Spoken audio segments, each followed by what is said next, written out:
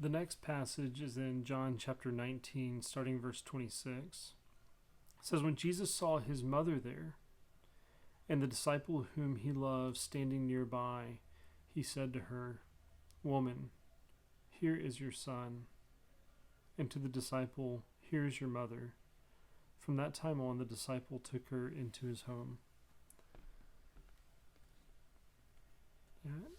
Having just experienced my wife giving birth to our daughter, I've often reflected on Mary carrying Jesus in the womb and giving birth and going through labor. And in a lot of ways, she was confused about who he was supposed to be. She was uncertain. She followed God faithfully. We know that. But there are times where she tried to bring Jesus home. And there are times where it seemed that she had more of a sense of his mission than he did. When, I'm thinking about the wedding in Cana, where she's urging him to do a miracle. And anyways, the person of Mary is a fascinating character in Scripture. And one of the things I love about Jesus in this moment is at the end of his life, with all the suffering, he's mindful of his mother. He's mindful that she still needs someone to take care of her. And he calls on the beloved disciple to embrace her as his mother and for her to embrace him as her son. And Jesus sets a beautiful example here, that amongst his suffering, he still takes care of his mother. And there's a lot of imagery here that people play with, that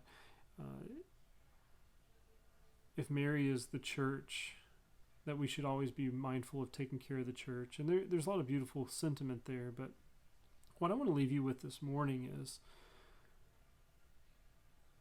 what does this tell you about Jesus' humanity?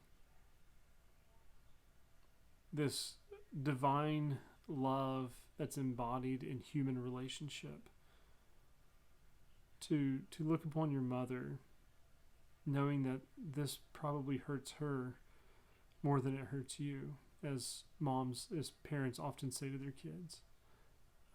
I can't imagine what Mary's feeling during this time, and for Jesus to embrace all the suffering of the world, but at the same time to see the suffering of his mother and to take care of her. How are you taking care of your mother? How are you taking care of others in this life? As the beloved disciple is supposed to take care of Jesus' mother, who are the people that you need to be taken care of that are often neglected? And even in your suffering, what does it look like to allow yourself to suffer, but to not lose sight of taking care of others who are suffering? So during your suffering, who are the people that you need to provide for? Sometimes we can get so wrapped up in our own suffering that we miss the suffering of others. So who is it that you need to suffer with during your suffering?